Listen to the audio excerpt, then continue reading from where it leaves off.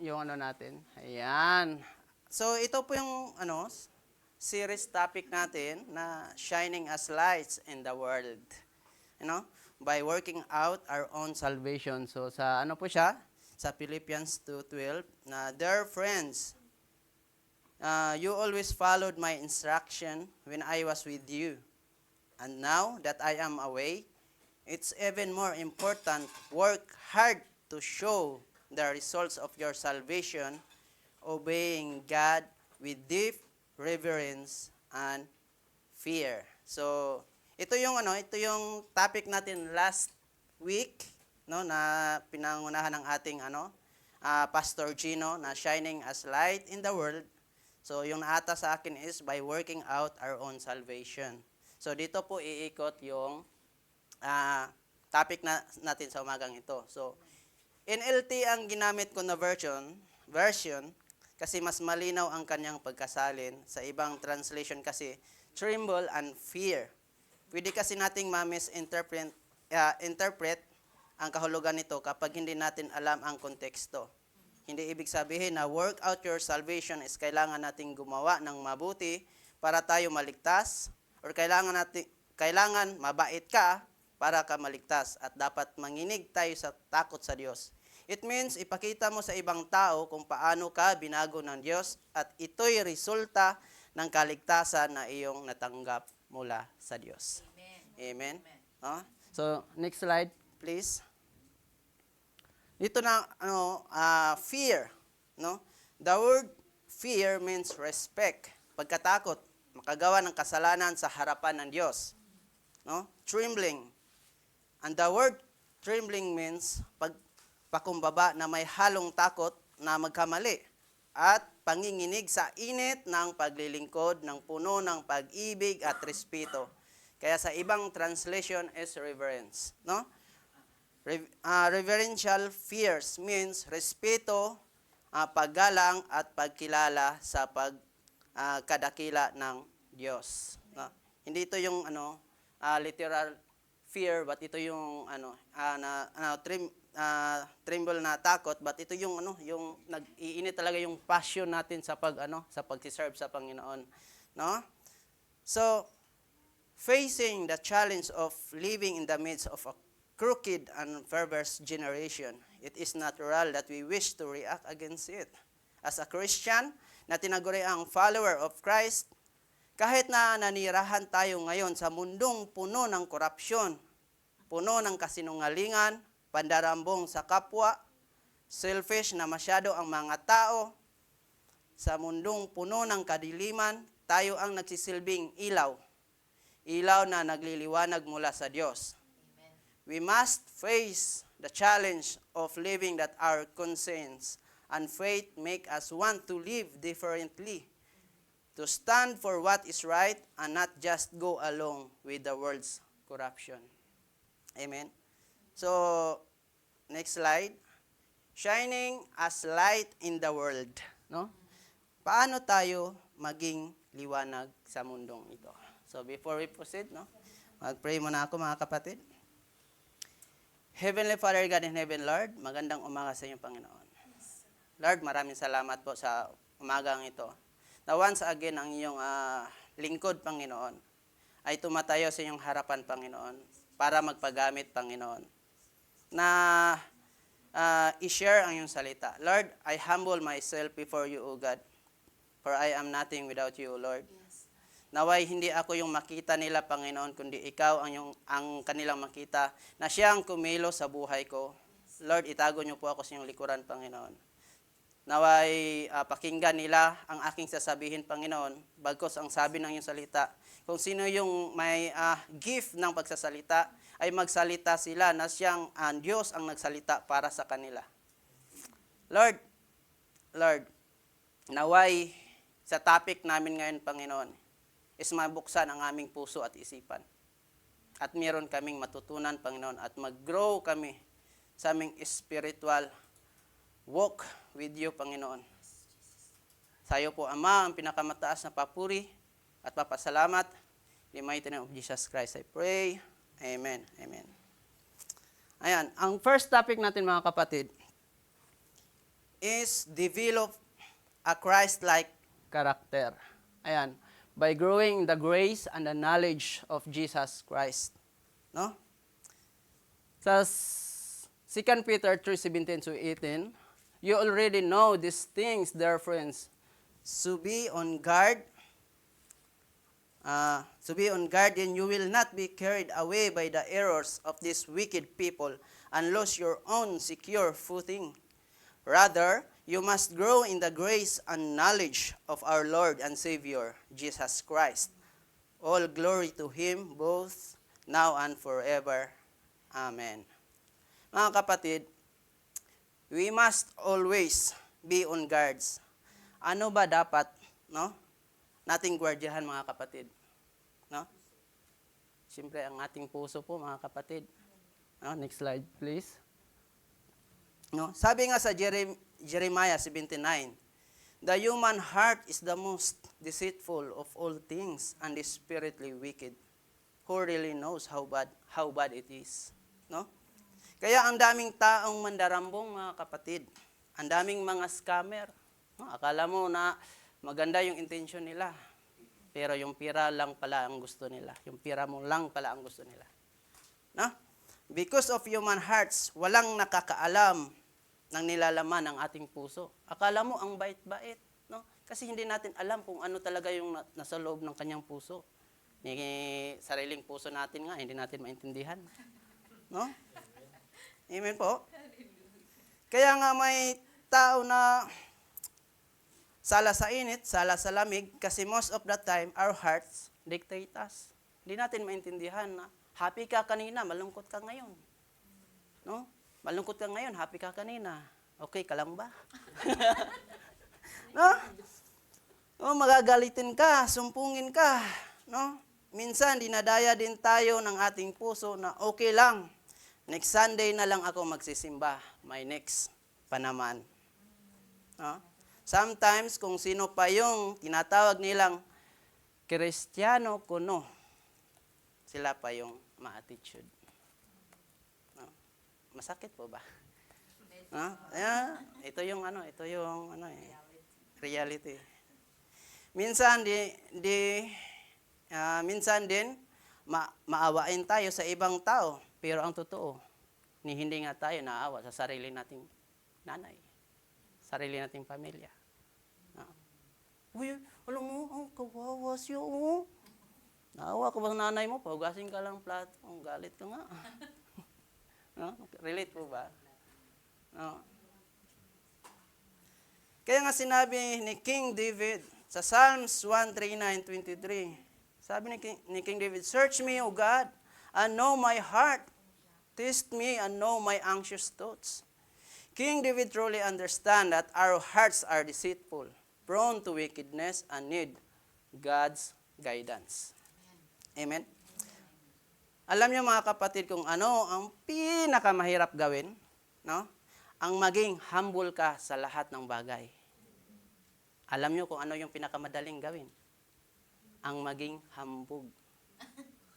No? Sa lahat ng bagay. No? Ang maging hambog, napakasobrang dali lang magyabang na magaling ka sa maraming bagay.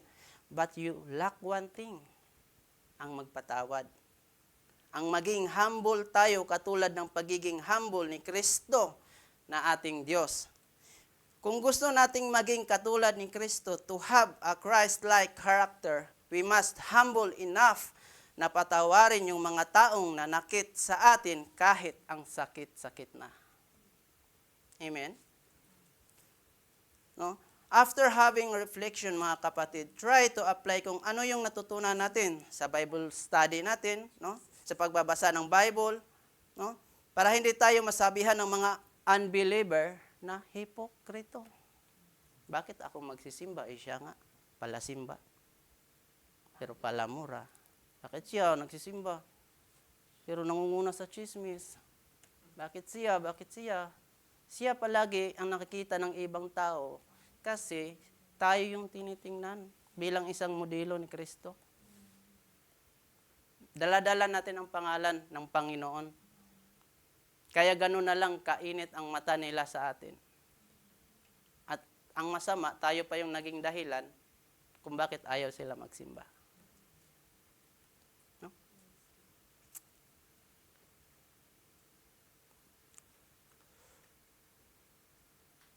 Amen.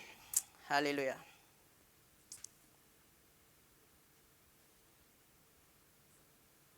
Dapat tayo yung maging modelo nila. Dapat tayo ay isang Kristiyano sa puso at hindi sa nguso. Sabi nga ni Apostle Paul sa 1 Corinthians 11:1, and you should imitate me just I imitate Christ. Kung gusto natin maging ilaw sa ating pamilya, komunidad, or sa trabaho, kailangan nating gayahin si Kristo katulad ni Paul kung paano niya ginaya si Jesus sa pamamagitan ng pag-ibig sa kapwa, sa pasensya, pagpakumbaba, at pagpatawad. No? Para ito mangyari, kailangan nating gawin ang pangalawang slide. By putting off the old man and putting on the new man. Oh, ang bilis ko, di ba? 11 minutes pa lang, oh. 3 lang to. 2 na. Pangalawa tayo. No? Binilisan ko na dahil 1 oras lang tulog ng iyong manggagawa. Pero sa Panginoon ang papuri, no? Ang hirap talaga kasi, panggabi kasi kami, ang hirap mag-adjust sa tulog. Pero wala namang imposible sa Panginoon kasi ang kalakasan ang galing kay Lord. Amen? No, sabi nga sa 2 Corinthians 5:17, this means that anyone who belongs to Christ has become a new person. The old life is gone and a new life has begun. Mga kapatid, kung totoo na tayo ay na kay Kristo na, hindi ba dapat mas lalo tayong mas nagiinit sa ating paglilingkod sa Diyos? Di ba dapat mas priority natin si Lord kisa sa ibang bagay? Bakit simpleng activity lang hindi natin kayang masuportahan? Amen? Anyari, be? Bakit pakunti tayo ng pakunti? No? Wag na nating bilangin yung pagiging Kristiyano natin sa Pilipinas. Bilangin na lang natin yung dito tayo sa Japan. Dito sa ministry na to mismo. 7 years na tayo dito. Pero bakit parang hindi pa rin tayo nag-grow? Kadalasang mga rason kung bakit umaalis ang miyembro sa simbahan, ayaw sa pastor. Laging nagpapatama si pastor, namimilit si pastor, nagpaparinig si pastor. Di lang ba ang rason, ayaw lang talaga nating marinig ang katotohanan? Pero kapag ang pastor na ang aalis sa ministry, hindi ba kaya't may problema sa member? Hindi ba kaya't ang problema tayo na? Pasensya na kung medyo personal, pero kailangan ko talaga kayong personalin because personal problem needs personal solution. If we do not address this problem, hindi tayo lalago. Pabalik-balik lang ang cycle, mapapagod ang ating pastor sa kakaintindi sa mga excuses natin at napagod na nga.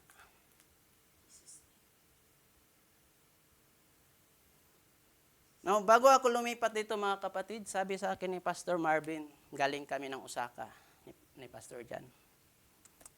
Sabi ni Pastor Marvin sa akin, bro, hindi ka kailangan doon. Mas kailangan ka dito. Malalakas yung mga tao doon, mga warriors doon sila. Pero bakit pa, 1 buwan pa lang ang lumipas, nag-declare na si Pastor Gino na, this church is a dying church. Nung narinig ko yun, nagulantang talaga ako kasi galing sa pastor. It looks like declaration, but nagsabi lang siya ng totoo. No? Pasensya po sa aming bisita at nagkataong mapakinggan nyo yung topic ngayon. But ito po yung pinagdaanan ng church namin ngayon. Naway, patuloy nyo pa rin kami suportahan sa kabila ng pinagdaanan ng church na to. Amen.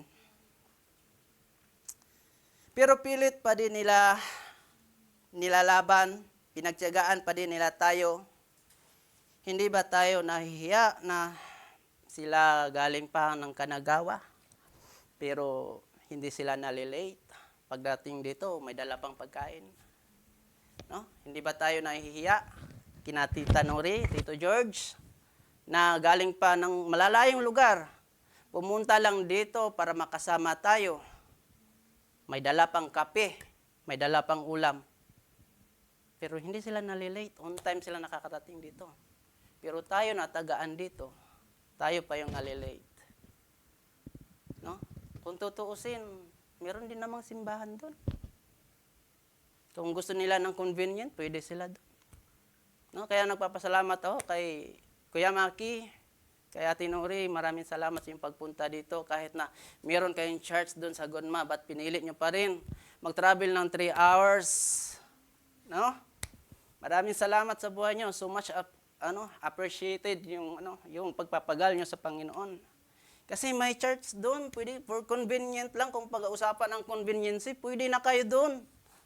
Pero pinili nyo mag-travel dito. Umalis ng maaga sa bahay.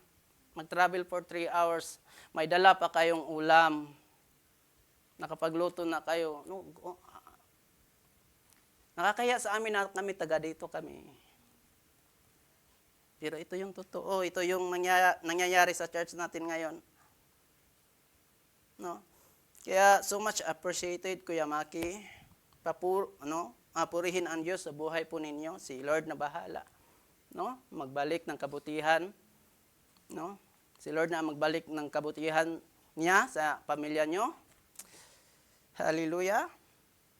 Mga kapatid, we need to wake up. We are a new creation. Hindi na tayo yung dati. Binago na tayo ng Diyos. Yung mga simpleng activity katulad ng prayer and fasting, suportahan natin. Supposed to be after ng prayer and fasting, it will be victory, pero kabaliktaran ang nangyari. At hindi kinaya ng ating pastor at ni Ate Mika, no, yung ginawa namin nung Saturday, hindi natapos, umalis sila kasi hindi kinaya yung bugso ng damdamin. No?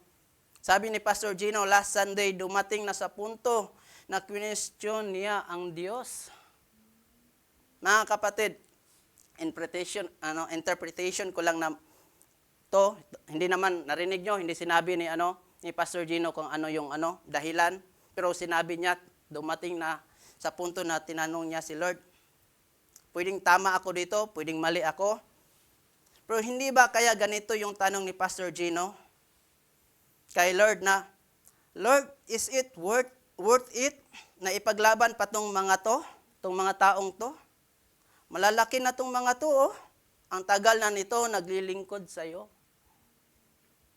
Sabi pa nga ni Pastor Gino habang tinitigan niya ang kanyang anak na si Gael, pati pagpapalit ng diaper, hindi nila magawa. Sa sobrang busy nila sa ministry.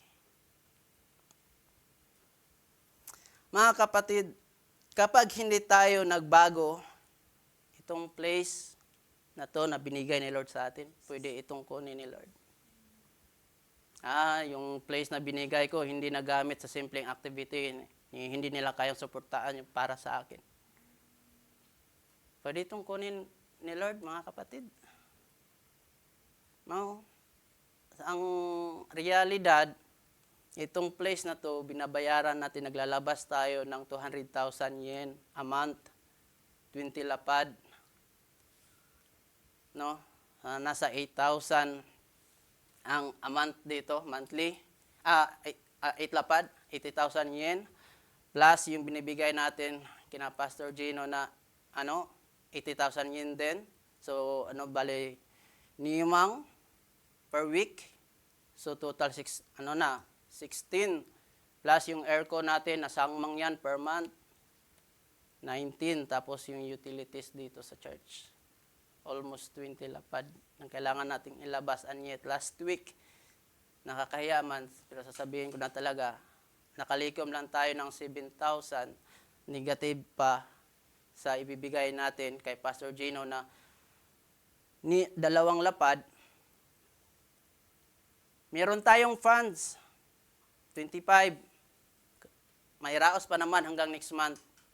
Pero kung patuloy na ganito, paano pagpapalain ni Lord tong ministry na to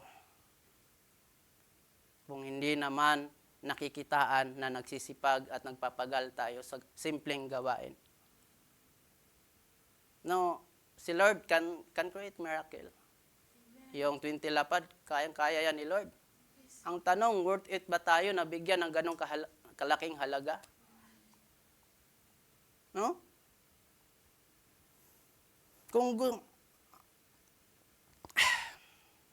May tanong ako mga kapatid. No?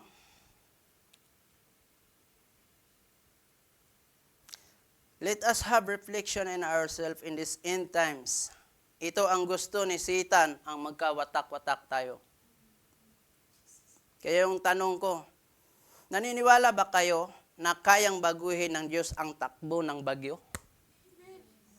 Amen. Diba?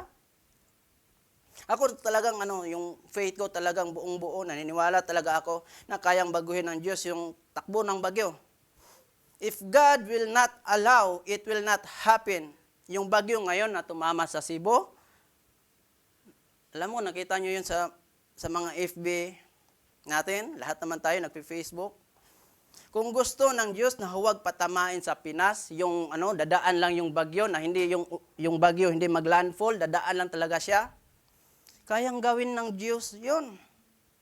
Kaso, bakit hindi ginawa ni Lord? Kasi pasama na tayo ng pasama. Ang mga tao ngayon hindi na nagsisisi. The LGBTQ rises in the Philippines.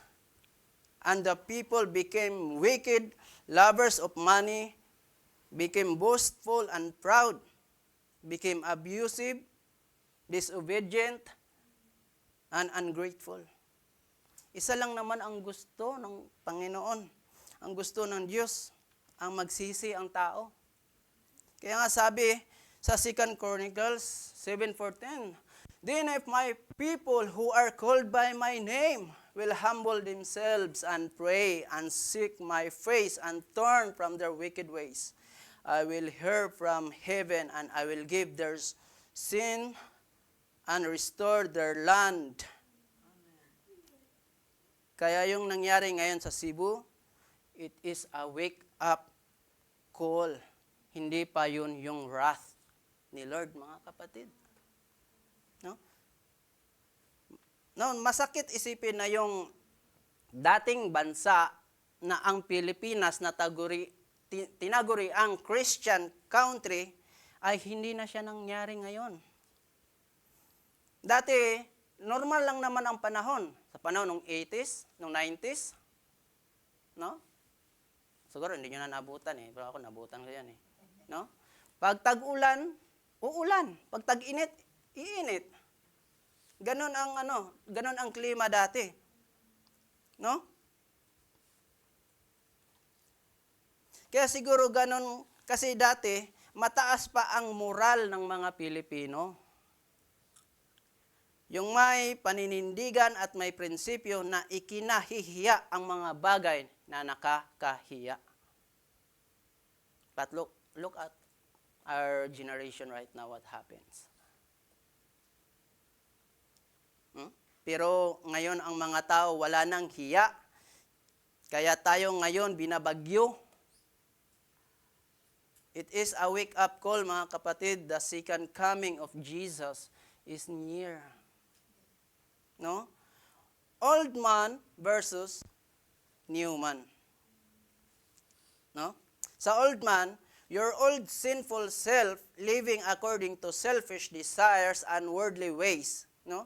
Ang new man naman is your new self in Christ, renewed by God, living in righteousness and holiness.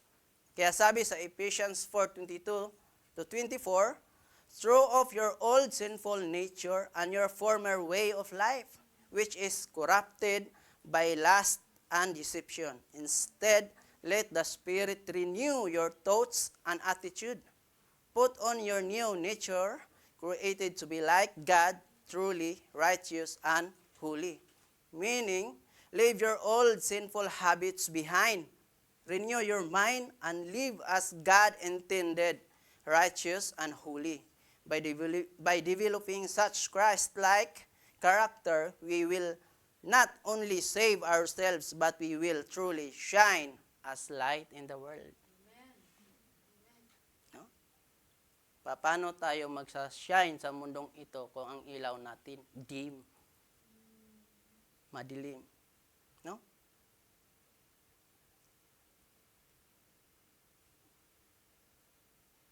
Mga kapatid, sinabi sa Romans 6:6, we know that our old sinful selves were crucified with Christ so that sin might lose its power in our lives.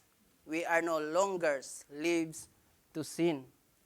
Kaya nga, putting off the old self, stop sinful habits like lying, no, gossip, no, selfishness, and anger.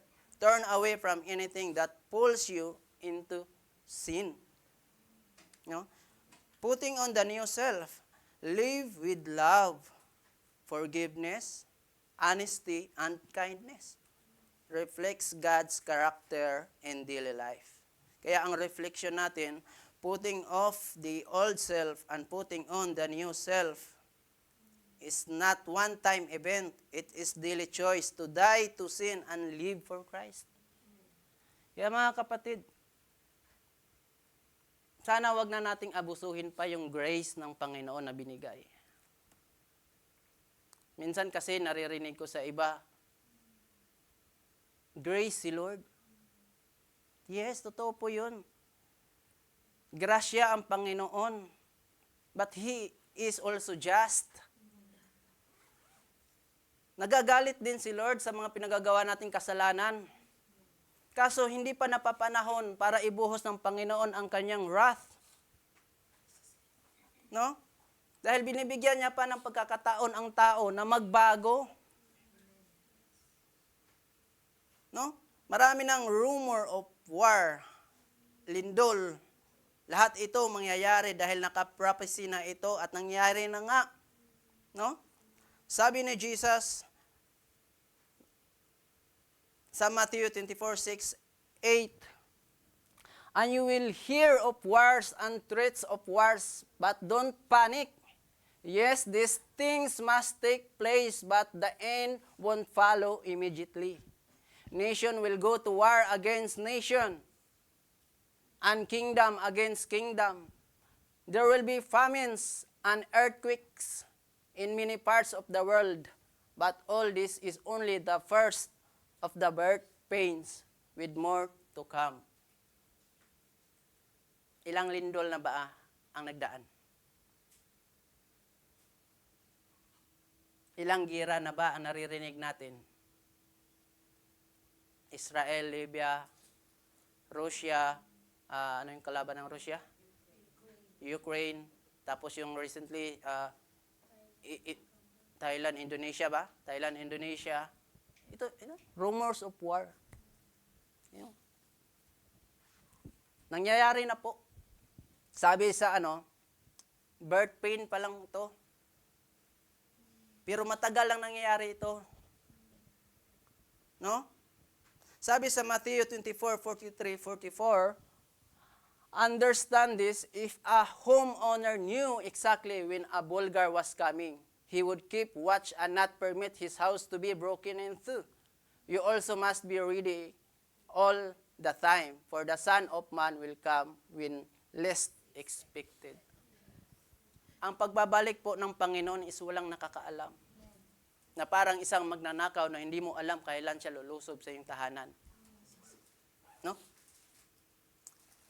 Testimony ko lang po sa sa nangyari sa akin dati, nung high school ako, doon sa amin sa probinsya, wala kasing sine doon eh.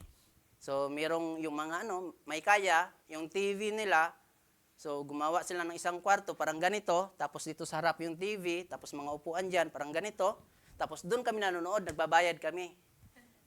Dumating yung isang time na malapit na siyang matapos, pero ing-ihi na ako. Ing-ihi na ako, hindi ko kinaya, lumabas ako at nilabas ko na yung sama ng loob ko. Pagbalik ko, tapos na yung palabas na pinanood ko. Ano? Yung feeling na para kang na-left behind kasi wala ng mga tao. What if lang pag makita ni Lord in the near future? Kasi sinabi dito, umpisa pa lang. Pero what if lang, speculation ko lang to. What if lang? Kasi si Lord, alam niya, He is all-knowing. Nalalaman niya kung ano ang nangyari sa hinarap. What if pag nakita ni Lord na wala na talagang pag-asa tong mga taong to, kahit ilang bagyo pa ang ipadala ko, hindi na talaga to magsisisi at magbabago. What if babalik na lang ako? Tapos tayo, chill, sabi sa Bible, kasi ang Bible ang katotohanan, sinabi na, umpisa pa lang to. Tsaka na lang ako magseryoso sa aking paglilingkod kapag Ang tanong, alam mo ba kailan babalik ang Panginoon? Bakit nung nagtanong ang mga disciple ni Jesus na kailan ba ito mangyayari? Di ba? Anong sagot ni Jesus? Walang nakakaalam. Tanging ang kalooban lang Ama. Bakit hindi sinabi ni Jesus kung kailan siya babalik? Para hindi tayo handa. Kasi ang tunay na tupa ng Diyos, yun lang yung nakikinig sa Kanya. Yun lang yung talagang nakipagrelasyon sa Kanya. Yes, the Lord is grace, pero wag nating abusuhin. Hindi lang magawang magalit ni Lord ngayon, kasi nasa throne of grace pa lang po siya. Kaya yung wrath, hindi pa binuhos. Mga kapatid, now is the time na sipagan pa natin sa ministry, sipagan pa natin sa paglilingkod sa Diyos. No? 32 minutes na. Sakto lang. Develop a Christ-like service. Fulfill your function in the body of Christ. Malapit na tayo. Pang 3 na to. Panghuling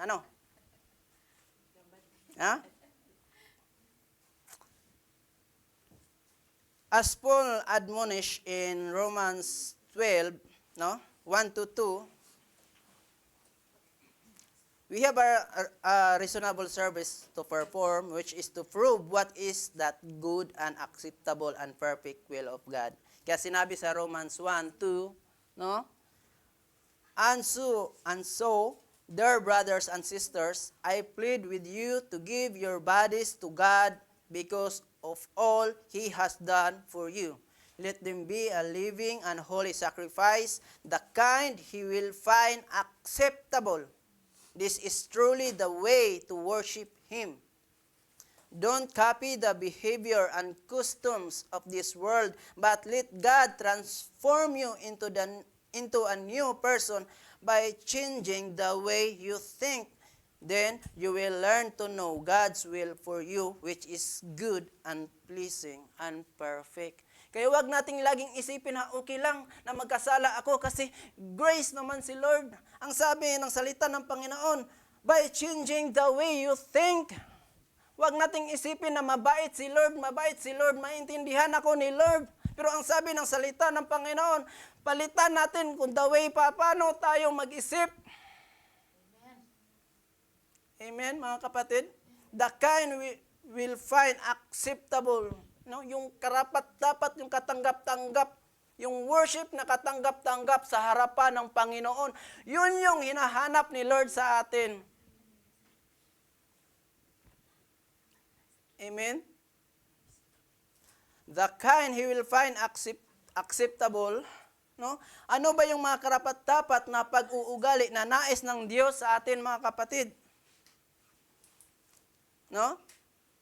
Mga ugali, pag-iisip at mga ginagawa natin na labag sa kagustuhan ng Diyos. Yung behavior and custom of this world, the world in Greek word means cosmos. Dito ay tumutukoy sa sistema ng mundo na hiwalay o laban sa Diyos. Isa na dito ang pagiging makasarili, kasakiman, kalibugan, o maling pagtingin sa sexualidad, pagmamataas, at anumang bagay na labag sa mga espiritual na prinsipyo ng Biblia. Amen? Ang tanong, kabilang ba dito ang dress code? Dito, nagkatalo-talo kasi mayroong iba, okay lang, mayroong iba, hindi. Ang tanong, kabilang ba dito? Yes, kabilang dito mga kapatid. We as a Christian, we called ourselves follower of Christ. So dapat tayo yung maging modelo. Amen? We must learn to respect our body, yung mga tanawin na dapat para lang sa husband natin, make it private. Hindi yung lalabas ka ng bahay, papakita mo yung pusod, no? Yung paglabas mo sa bahay, papakita mo yung cleavage mo. Alam nyo naman, girls, no? What kind of thinking the unbeliever has? Alam nyo ba, paano mag-isip ang mga unbeliever? Bitiw! No? Wow, ang kinis ng legs! Paano pa kaya yung yan? No? Ang kinis ng legs, paano pa kaya yung ay ko nang sabihin, censored. Paano pa kaya, no? Ang laki ng, ayaw ko nang sabihin. Pero bakit kailangan ipakita? Bakit ipakita yung cleavage? Bakit kailangan ipakita ang cleavage, be? Hindi mo yan kinaganda? No? Ang tunay na maganda, di mo kailangan maglabas ng pusod, ng cleavage, para lang magmukha kang sexy at maganda. Ito yung nangyayari sa mundo natin ngayon. The new normal. Pag sexy, sexy ka. Pag maganda, maganda ka. No? Sa 1 Corinthians 6:19-20, sinabi dito na, don't you realize that your body is the temple of the Holy Spirit who lives in you and was given to you by God? You do not belong to yourself, for God bought you with a high price. So you must honor God with your body. Mga kapatid, ang pagdadamit ng maayos at hindi nagpapakita ng cleavage ay isang paraan na pagrespeto sa sarili at sa Diyos. Merong pumupunta merong mga iba-ibang mga Christian churches na nakikita ako, yung mga malalaking simbahan like Victory, GIL, yung pumupunta doon, kita balikat, something mga ganyan, sexy na agaw pansin, ganun. May mga ganun. Na para sa akin, no, ako isa kong yung anong tawag diyan? Conservative Christian kasi ako eh. No? Romans 12:1-2 sinabi, and so dear brothers and sisters, I plead with you to give your bodies to God because of all He has done for you. Let them be a living and holy sacrifice. Paano maging holy kung hindi naman kaya-aya yung nakikita? Koy! No? The kind He will find acceptable, this is truly the way to worship Him. Do not copy the behavior and customs of this world. Ano ba yung sistema ng systematic na mga style ng mga fashion ngayon? Diba? Kaya lagi ko nga sinasabi sa mga kaibigan ko, na mga hindi ko naman close, sinasabi ko lang, sinachat ko lang sila. Sinasabi ko, saan nyo ba makikita ang gold, ang diamond? Diba sa ilalim ng lupa? Maya, ilibing na kita kapag di ka pa. Charles, hindi naman ganun. Sabi ko lang, i-value nyo yung i-value nyo yung sarili nyo, pahalagahan nyo yung sarili nyo. Kahit yung mga pamangkin ko, sinasabihan ko kasi nakikisang-ayon na sila the way kumilos ang mundo. Kaya ako bilang isang tito na pinanganak noong 90s, talagang sinasabihan ko na, nagko-comment na ako, maya, Aanuhin ko na. Ano ba yung lugiton sa Tagalog? Lugiton sa Tagalog. Yung pusod mo, anuhin ko na. Ginagawa ko yung pamangkin ko. Hindi ko alam, hindi ko masabi sa Tagalog. Eh. Ano ba yung kutkutin? Lugit. So yun, ganunin. Kasi nakikita ko eh. Ngayon, uso na yung TikTok ngayon. Tapos nasayaw yung damit dito lang. Kita, crop top ba yan? Tap-tap. Basta yun. Nakikita ko. Pati nanay, pinagsasabihan ko. Ganun. No? Yung behavior ng costume ba? No? Dapat tayo bilang Kristiyano, palitan natin yung pag-iisip natin na yung kalugod-lugod naman sa Panginoon, yung karapat-dapat sa harapan ng Panginoon because God is holy. Amen? Kaya nga, tinatawag tayong yung 'di ba, pagpupunta ka sa langit, ang bahay mo doon, mansion. So hindi ka pwede dapat umasta ka dong squatter. 'Di ba? Dapat yung class. 'Di ba? By changing the way you think, to do this effectively, we need to maintain a proper spirit of humility. Romans 12:3, because of the privilege and authority God has given me, I give each of you this warning. Take note, warning.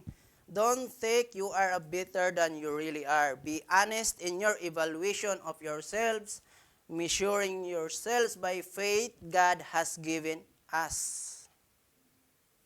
Magpakumbaba tayo, i-evaluate natin yung sarili natin. If we are still in the right track, asa na ba tayo ngayon sa ating paglilingkod sa Panginoon? Hindi natin kailangan ipilit ang sarili natin sa standard ng mundong to para magustuhan nila tayo. Di bali nang hindi tayo magustuhan ng mundong to, ang importante na gustuhan tayo ni Lord. Amen? Amen. Develop a Christ-like service, fulfill your function in the body of Christ. B. Part 2. We need to remember that the body of Christ has many members, but they don't all have the same function. Romans 12:4-5. No? Just our bodies have many parts, and each part has a special function. So it is with this Christ body. We are many parts of one body, and we will all belong to each other. No? Ito yung ginagawa natin, no? Yung may nagigitara, may kumakanta, mayroon sa multimedia. Ito na yun eh. Ito na yun. Meron na lang isang kulang. Yung sipag. No? Kaya sipagan natin, kahit simpleng activity sa church, suportahan natin mga kapatid. Make yourself available para din ito sa ikakalagaw natin mga kapatid. No? Are you with me po? Amen. Sipagan natin mga kapatid. Yun na lang kulang, sipag na lang. No? Amen? Minister your gift as a good steward of God's manifold grace. No? Notice what Peter said in 1 Peter 14-11. God has given each of you a gift from His great variety of spiritual gifts. Use them well to serve one another. Do you have the gift of speaking? Then speak as though God Himself were speaking through you. Ito na yung ginagawa ko ngayon mga kapatid. Hallelujah. Amen? Kay Lord ang papuri. Hallelujah. Do you have the gift of helping others? Then do it with all strength and energy that God supplies. Amen. Then everything you do will bring glory to God through Jesus Christ. All glory and power to Him forever and ever. Amen. Amen. Mga kapatid, each person has a gift to minister to others. Because God's grace is a manifold, we should expect some diversity in our service. No? So, kanya-kanya tayo ng gift. Kanya-kanya tayo ng gift, hindi pare-pareha. Pero, meron tayong, though hindi tayo pare-parehas ng gift, but do not limit yourself. Ha? Na hanggang dito lang ako. Na ito lang talaga ang kaya ko. Pang multimedia lang talaga ako. No, I want in the shadow. Ayoko ng highlights. No, wag nating limitahan yung sarili natin mga kapatid. For Paul says, no? In 1 Corinthians 12:31, so you should earnestly desire the most helpful gifts. But now let me show you a way of life that is best of all. So wag tayong maging stagnant. Kasi pag naging stagnant tayo, hindi tayo mag-grow. Magiging comfort zone na natin yung ginagawa natin. Amen? Dito, inulit muli ni Paul at binigyan diin pa sa 1 Corinthians 14 verse 1, let love be your highest goal. No? Mag-serve tayo sa Panginoon na may pagmamahal. But you should also desire the special abilities the Spirit gives, especially the ability of prophecy. Muli, inuulit ni Paul na hangarin mo. Ibig sabihin, ipanalangin mo o pagnasain ang mga kaloob ng Espiritu, lalo na ang propesiya, dahil nakakatulong ito sa pagpalakas ng buong iglesia. Amen? Amen? Pero sinabi din ni Paul na ang lahat ng kaloob ay galing sa Espiritu Santo at siya ang nagpapasya kung kanino ito ibigay. Amen. Ang trabaho natin, let us desire. Pag nalugod si Lord din, ibigay niya sa atin. Mas more blessings to come. Amen? Amen?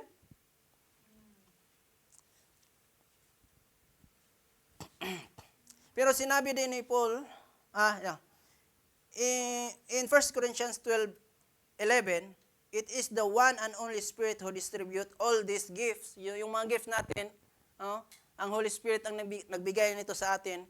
He alone decides which gift each person should have. So, in-insist lang ni Paul na i-desire pa more para hindi tayo mag-stagnant, more para mas lalago pa tayo spiritual, more. Then the Holy Spirit will decide. Amen?